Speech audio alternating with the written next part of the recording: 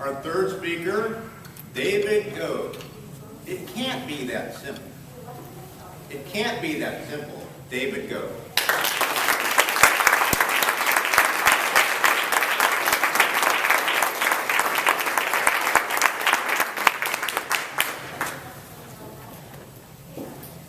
My dad hired a professional fishing guide for a weekend trip at Lake Como. I said, "Dad, is it really necessary to have a guide? It's fishing." He said, "No, trust me, this guy is worth it." So we walked down the dock that morning in the fog, and I met our fishing guide for the first time. He's hunched over the bait bucket in the back of this little charter boat, wearing a bright yellow rain jacket, and his face looked like a cross between Forrest Gump and Yoda. He said, "Hi, fellas. I'm Captain Gerald Bates. I'll be taking y'all out today."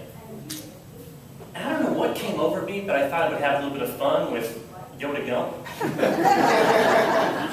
So, you know, Captain Bates, I bet I've got access to more knowledge about fishing in this little phone than you learned in your whole life. I said, "Well, hope you got it memorized, because there ain't no cell service out on the lake."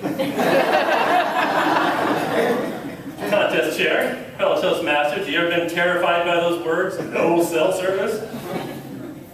Captain Bates was a simple, slow-moving man.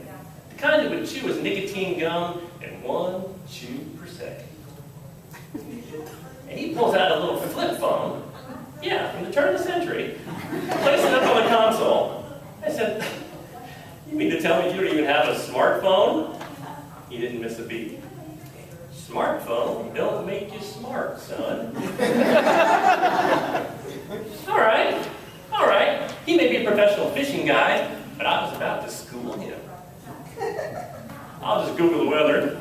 It says here it's exactly 42 degrees, wind coming out of the northwest at 10 miles per hour, and only a 20% chance of rain. Bates just looked off the distance and said, "Well, according to the dark clouds forming over there, I say it's going to rain by noon. And my wife's lumbago's been acting up, so there may be hail." I've got an app that can determine the water depth under the boat at any place in the lake. Uses GPS, topographical map, and the latest precipitation data. In fact, right now it is 7.5 feet deep right here. So, well, according to the dock and that red line over there, it's only 5. My dad, who had so far stayed out of this little battle of wits, decides to jump in. You know, Gerald here has been a 2-time Kentucky State fishing champion. He's been guiding on the lake for over 20 years. I'm thinking, how smart can he be? He named his boat the Happy Hillbilly. So Bates gets us out of his favorite fishing spot on the lake. He drops 6 rods in the water, the line's dragging behind. He said, "Now I'll tell you, when the fish is home, you take turns grabbing a rod and fighting it into the boat." But I wasn't really listening to him. I'd already watched a bunch of striper fishing videos on YouTube. I was an expert. So when I watched my rod tip flick just a couple of times real fast, I reached for it. Bates said, "Leave it." "No, I got this. Leave it be. Striper don't fool with you. When he takes it, you'll know it." It can't be that simple.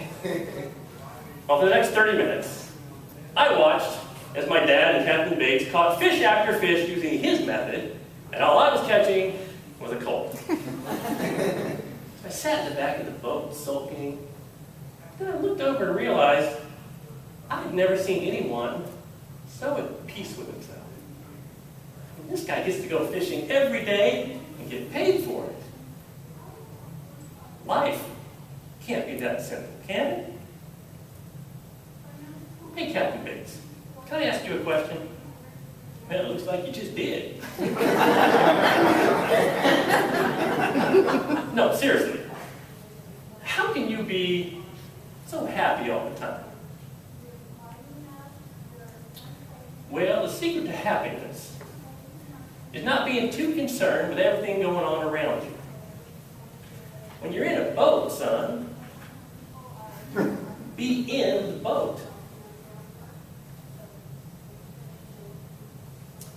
may have saw the sunrise earlier that morning, but it just now dawned on me. Captain Bates may have been a self-professed hillbilly, but he was no dummy. He was just uncomplicated. So I decided to try his way. I waited till my rod bent all the way straight down. He said, "Fish on, get on it!" And I grabbed it, set the hook, reeled in a huge 25-pound striper. The first of many that day. As we were heading back into the dock, I said, "I got to give this guy some respect. Captain Bates, I guess you do know what you're doing."